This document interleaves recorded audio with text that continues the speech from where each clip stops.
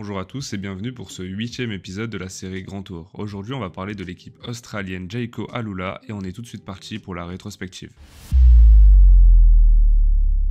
Si je devais choisir une image pour l'année 2024 de l'équipe Jayco, je choisirais les victoires d'Eddie Dunbar sur la Vuelta. Il a obtenu une victoire en échappée et une en devançant les leaders au sommet du Picon Blanco. Il s'agissait de ses premières victoires au niveau World Tour et sur un Grand Tour par la même occasion. On peut à présent parler des recrues du mercato précédent en commençant par Luke Plapp. L'Australien a remporté la course en ligne et le contre-la-montre de ses championnats nationaux en début de saison. Il a subi une grosse chute sur le Tour Down Under avant de revenir à un excellent niveau sur Paris-Nice en étant offensif et en portant le maillot de leader. Il termine la course au soleil à la 6ème place au classement général. Et puis il a été aligné sur le Tour d'Italie avec des ambitions pour le classement général final, mais celles-ci n'auront pas duré plus d'une semaine. Sa saison s'arrête globalement ici avec de belles premières impressions, puis au final, pas grand-chose. Caleb Ewan a lui aussi rejoint Jayco à l'intersaison précédente, il s'agissait d'une grosse recrue pour l'équipe australienne. Mais avec seulement 3 victoires en 2024, sa saison est globalement à oublier. Concernant les leaders de l'équipe, Dylan Groenewegen a remporté 5 victoires en 2024, dont une sur le Tour de France lors de la 6ème étape. Sa saison est réussie avec en plus de cela le titre de champion des Pays-Bas sur route. Michael Matthews a lui aussi réalisé une très bonne saison. À 34 ans, il a remporté 2 victoires avec notamment le Grand Prix de Québec pour la 3ème fois de sa carrière. Mais surtout, il a réalisé un merveilleux printemps avec une 2ème place rageante sur Milan-San Remo pour un rien. Il termine pour la 3ème fois sur le podium d'un monument sans jamais réussir à monter sur la plus haute marche. Puis je vais finir cette rétrospective par 2 déceptions. En premier lieu, Filippo Zana qui n'a pas réussi à pleinement confirmer son excellente saison 2023, mais surtout Simon Yates qui, à l'inverse de 2023, n'a pas su peser sur les classements généraux qu'il visait. Il a rapidement été distancé sur le Tour de France et a flirté avec la victoire d'étape à Super Devoluy, seulement devancé par Richard Carapaz.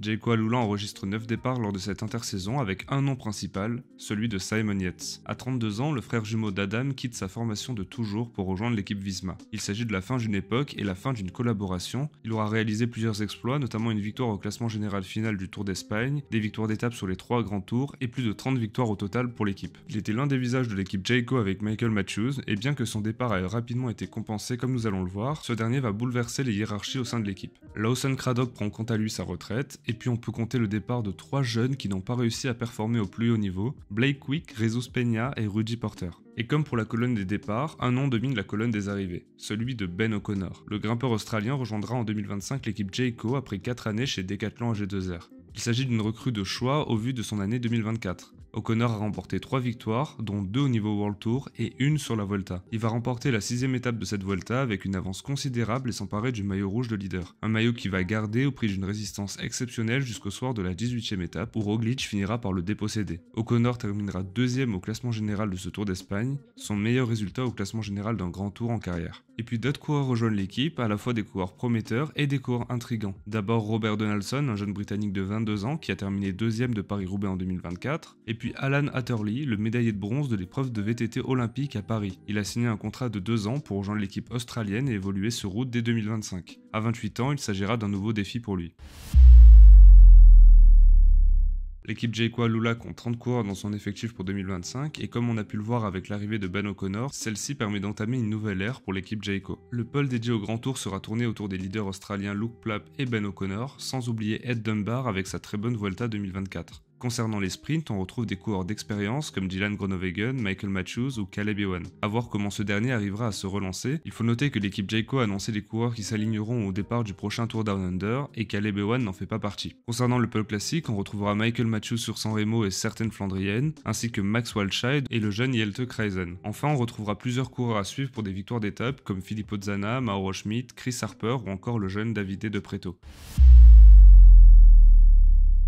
Je l'ai rapidement cité dans l'effectif, mais le coureur que je vais particulièrement suivre en 2025 pour l'équipe Jayco Alula est Jelte Kruijsen. À 23 ans, il rejoint enfin le World Tour après avoir passé le début de la saison 2024 en Continental et après avoir rejoint en tant que stagiaire la formation Q36.5 en août. Lui qui vient du patinage de vitesse a réalisé une ascension fulgurante. Il a remporté en 2024 une étape du Tour du Danemark et pour sa première course au sein de l'équipe Q36.5, il a remporté en solitaire la course au raisin. En fin de saison, il allait décrocher un top 10 au classement général du Tour de Grande-Bretagne, démontrant ses qualités de grimpeur et son potentiel. Lors de son recrutement, le directeur général de l'équipe Jayco, Brent Copeland, a annoncé qu'ils avaient trouvé un talent brut en Jelte Kruijsen. Pour la saison à venir, Jelte Kruijsen sera tourné vers les classiques flandriennes avec pour objectif le Tour des Flandres et Paris-Roubaix. Il devrait également participer à son premier grand tour sur le Tour d'Espagne en fin de saison.